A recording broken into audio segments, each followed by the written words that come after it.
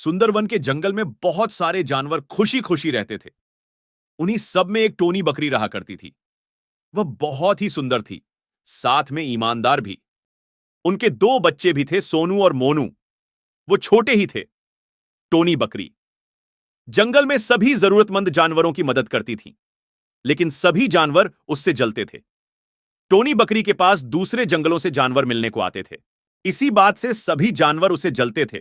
यहां तक कि जंगल का राजा शेर भी जंगल का हर फैसला शेर करता था। लेकिन जंगल के सभी जानवर हमेशा उसे किसी न किसी बात में फंसाना चाहते थे। एक दिन की बात है, टोनी, सोनू और मोनू तीनों खड़े थे। तभी सोनू मोनू कहते हैं, माँ, ये जंगल के सभी जानवर हमारे साथ ऐसा बर्ताव क्यों करते हैं? एक न एक दिन ये मुझे मारेंगे ही, समझ में नहीं आता। करे तो क्या करे? जंगल का राजा शेर और कई जानवर आ जाते हैं और टोनी बकरी को कहते हैं, बोलता है, टोनी, तुम पर यह इल्जाम है कि तूने भेड़ के बच्चों को मारकर कहीं दफना दिया है। इसके लिए तुझे सलाखों के पीछे जाना होगा। बोलती है, भेड़ के तो कोई बच्चे ही नहीं है। क्यों ना भेड़ बहन बताओ इन्हें।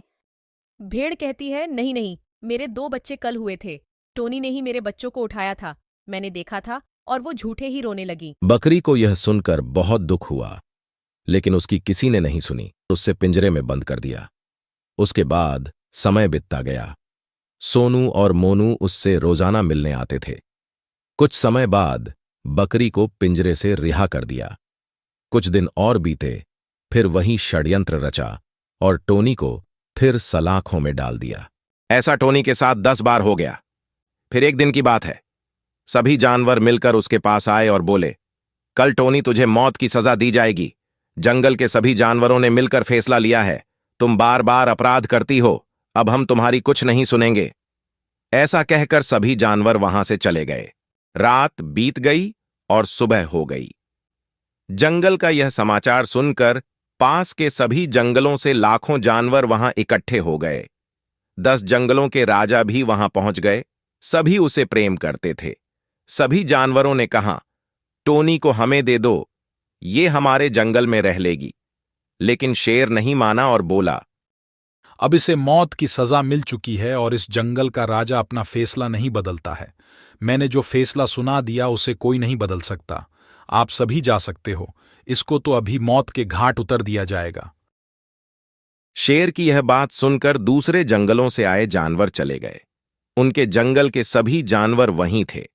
थोड़ी ही देर बाद टोनी बकरी को मार दिया और सभी जानवर चले गए। बकरी शेर की गुफा के पास ही पड़ी थी। सभी जानवर चले गए।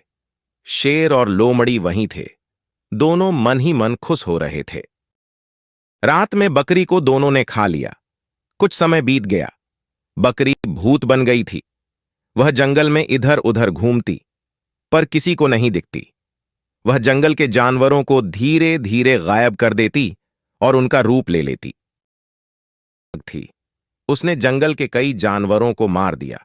जंगल में हड़कंप मच गया। फिर राजा ने सभी जानवरों की बैठक बनाई। सभी जानवर पहुंच गए। बकरी शेर खां की गुफा पर बैठी बात सुन रही थी। शेर उनसे कह रहा था, क्या बात हो गई?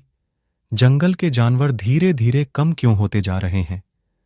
किसी ने तो कुछ देखा होगा, किसी जानवर को मारते हुए। मुझसे ये बर्दाश्त नहीं होता। रात में जागकर इसका पता लगाओ। बकरी ने एक एक करके जंगल खाली करना शुरू कर दिया। कुछ दिनों के बाद शेर खान ने फिर सभा बुलाने को कहा। लोमड़ी ने सभी जानवरों को कह दिया। लोमड़ी के जंगल जाने के बाद शेर शिकार के लिए बाहर चला गया। कैसे हो शेर खान? मुझे मारकर तुम बहुत खुश नजर आ रहे हो। कुछ दिनों से मैं तो कितने दिनों से भूखी हूं तुम्हारे कारण। बदले की आग के कारण अब और नहीं रहा जाता मुझसे। शेर डरकर बोला, तुम ही मेरे जंगल के जानवरों को मार रही हो। मुझे माफ कर दो टोनी, मुझसे बहुत बड़ी गलती हो गई। शेर डर गया और भागने लगा। बकरी पीछे पीछे ही थी। बकरी ने शेर को मार दिया और वो चली गई। सभी जानवर शेर की गुफा के पास आ गए, लेकिन शेर नहीं मिला। थोड़ी देर बाद वहां टोनी आई और बोली, कैसे हो मेरे दोस्तों? सभी के चेहरे पर उदासी नजर आ रही है कन्ही। ऐसा तो नहीं अपने किए का फल मिलने लग गया हो? शेर को तो मैंने मार दिया, अब तुम्हारी ही बारी है।